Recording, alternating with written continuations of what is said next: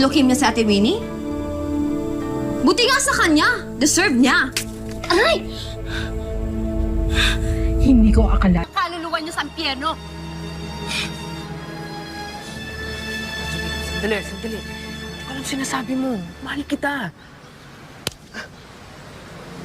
Magpasalamat ka at nasalog tayo. Gusto mong makuha ang lahat sa pamilyang ito! Hindi totoo yan. Hindi totoo. Ha? Sinungaling! Tama na!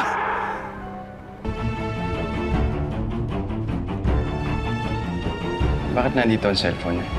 Mr. Mayor, naiwan po ni Ivy.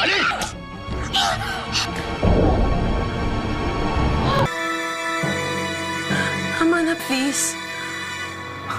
Bakit? Dahil binibigay mo katawan mo sa ibang lalaki ng libre, ha?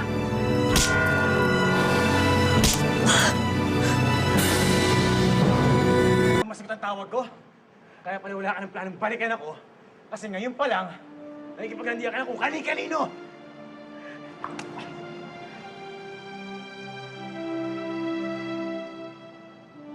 Halika na, kuya! Ano ba?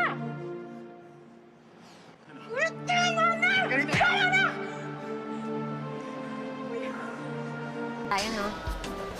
Hindi tayo type ng type natin. Oo nga eh. Maybe that means we're meant for each other. Teka lang, hello. Tara, ano bang meron doon? Tingnan natin yun. Ang dali mo namang mapaikot. Ano yun? Napatawad mo na siya? Naminahal mo na ulit siya? Nakarelasyon mo na siya ulit, kaya pinapabayaan mo?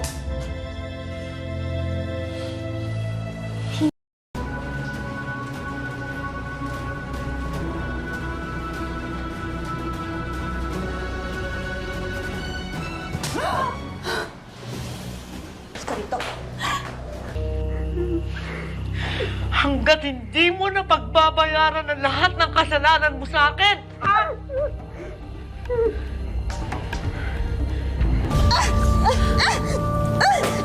Ano tinitingin-tingin mo sa anak ko, ha? Pati ba naman siya? Gusto mong angkinin, ha? Buwis ka! Malastig ka! Umalis ka dyan!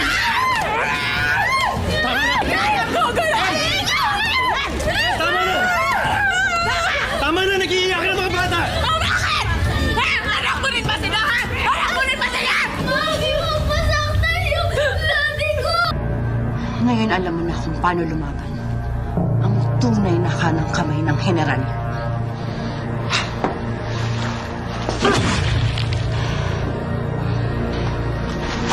Joy, ako nakasama siya. So, Guada, you were saying... What the heck? Hey! Paasa ka? Ha? Sandali lang. Dona Lucia, I'm so sorry. That is for my daughter. And this is for me.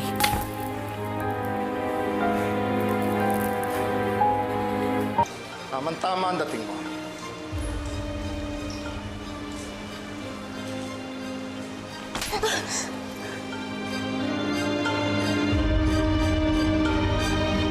Ibahay mo yung babae niyan! Anong mukha mo? Ipapagod Sandali! Jenny!